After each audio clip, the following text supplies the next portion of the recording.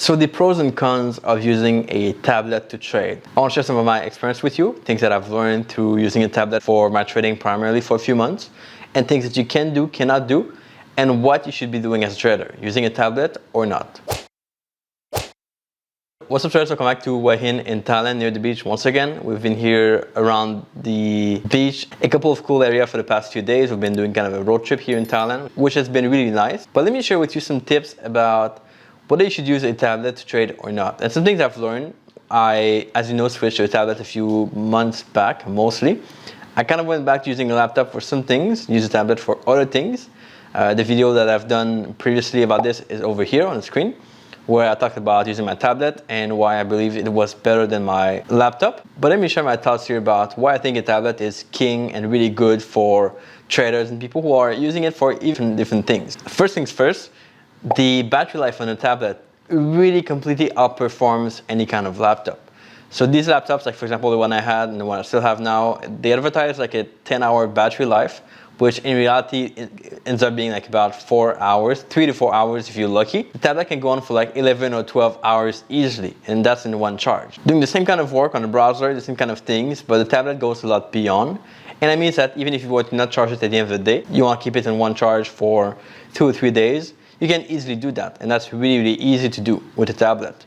With a laptop, just forget it. You're never going to be able to get that 1 or 2 day for barely 1 day, maybe 2 days of battery life. That's going to be really hard to get. And so that's a big win for using a tablet to trade, especially if you want to travel, you want to be in different countries, in places where you don't have any plugs all the time near you. So the tablet here is really convenient for that. Now, I cannot speak for, of course, all tablets here. I had myself the Galaxy Tab F7 Plus by Samsung. So other tablet could be good, could be bad. I'm not sure about them. But if you are wondering about what I used, that's the one that I used primarily for the past few months. Okay, second thing is the display. So my laptop has a pretty good display. It's not a 4K, it's a 1080p, but it's still pretty good. But the tablet just like completely blows it out of the park, where the display is super bright, super good, super crisp, and it just feels better overall. Now, not all tablets are the same. This tablet, the Tab S7 Plus, has a special kind of, I think, OLED display, where it's much better than a regular display that you get on other tablets or a smartphone. But it's just really good overall. And along with those two things, the display and the battery, you've got an amazing portability, where you can just travel with it, put in your backpack. It's super, super light, much lighter than any laptop you could find. And that means that if you want to travel, you want to be in different places, you want to go walk with your backpack, it's easy to carry, and you won't feel limited by having a bulky laptop or like a big thing you have to carry throughout your travels. So for me, that works really well. I like things that are, of course, compact and portable, and so that was really good for me at this point. The tablet was really, really portable. The fourth thing is the pen support. Now, the laptop I had and I bought, a Dell laptop, had a pen that I had to buy separate, of course, but I had the pen to be able to write on the screen. It was a touch screen, which is really good, but it was buggy, it was laggy, it would like kind of freeze sometimes. The tablet just is really, really smooth and really good for writing. You want to write on the screen, take some notes, some annotations, really good on the tablet. Not so much on the laptop. Plus the laptop, you have like the keyboard, which is really inconvenient because you have to like flip it, have the keyboard at the back. It's a bit weird, but the tablet is slim, it's simple. You can just write on it, take off the keyboard if you want. That's a lot more simple. And you still get, here's my fifth point, is that you still get a pretty good, now depending on the tablet of course, you still get a pretty good desktop environment.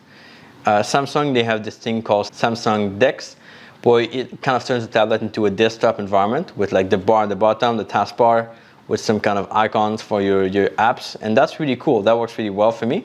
And you can have, of course, different windows. You can resize them all, which is like pretty much like a laptop, like a Windows environment. Really cool, which you don't find on every tablet. Most of them don't have that. But I thought that was a really good feature to be able to, yeah, like do things more on a laptop style. If you gotta work on your tablet like a phone or a tablet, it's harder. But if you can work on it in a desktop environment, things are much better. You can have like different windows, different kind of shapes. It's all really good for that. So that was really awesome.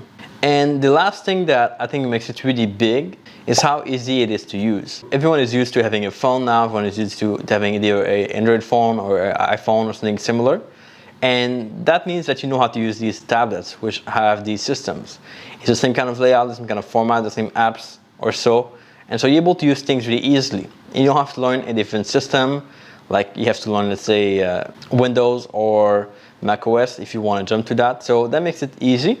Now it makes it tough also because not all things are the same, but at the same time it's easy to use for most people and you can find pretty much everything you want on these tablets. Now it doesn't mean that these things are completely outperforming the drawbacks or the cons of having a tablet to work with and to trade with especially. First things first is basically what you do on these tablets is going to be based on the browser, because the fact that the apps on the tablet are not perfect, we'll talk about this in a few minutes, but you rely on the browser for most of the things. So let's say you open TradingView to trade on your browser, you open your journal on your browser, and that's fine, that works out fine.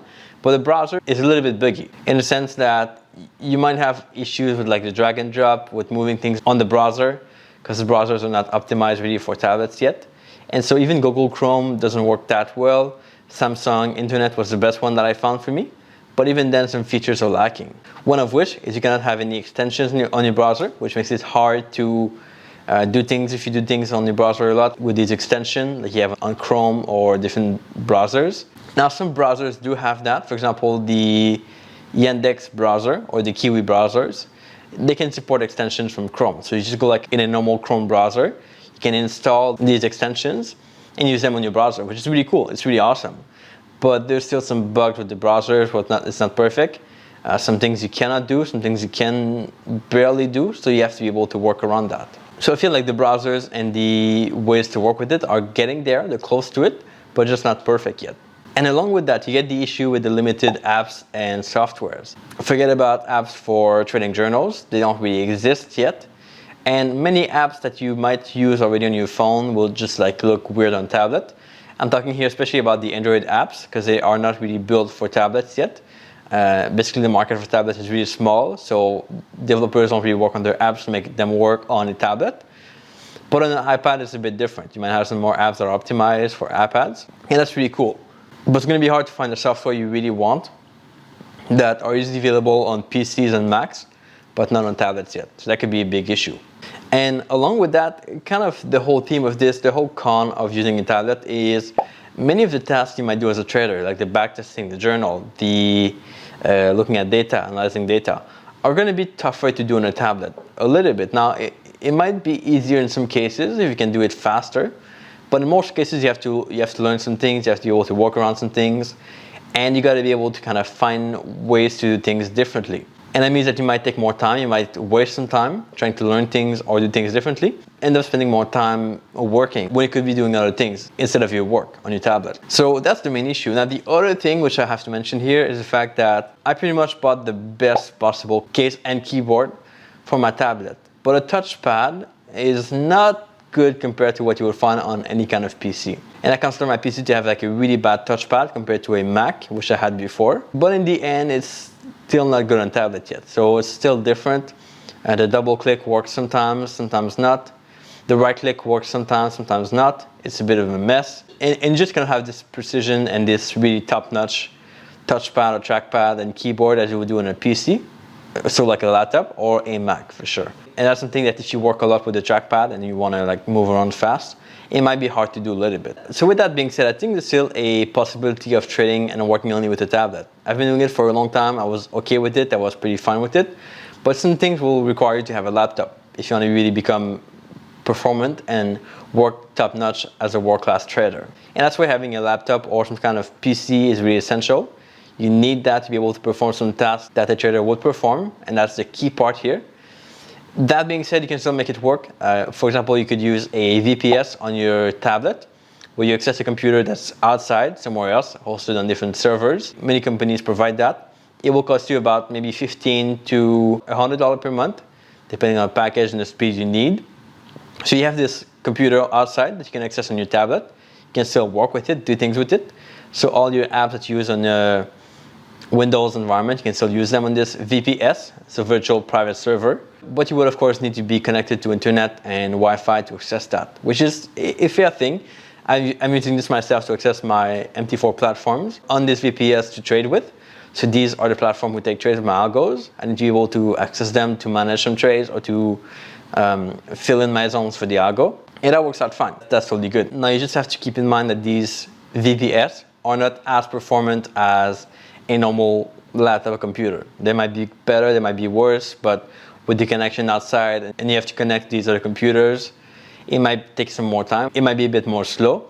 Some of them run older systems, some of them run newer systems, and that can be a bit of an issue if you're not experienced in it and you have to kind of take time to learn that too. But overall, still possible. And the cool thing is that with this Tab S7 Plus from Samsung, you can basically connect it to your laptop and use it as a second monitor. So that's what I've been doing for the past few weeks myself a lot, is I use my tablet as a second monitor for my laptop when traveling. So both are really kind of pretty light. You can travel with them, you can carry them around easily. You can plug them by USB-C or USB, and you can just use both at the same time, which is pretty cool. So I'm used to 2 monitors when I'm at home, but when traveling, it's a really cool addition to making it work faster, more streamlined, and just better overall. So that's what I've been doing. Let me know if you have any questions about this, how to use a tablet to trade with or work with. I'm curious to hear your questions and your thoughts.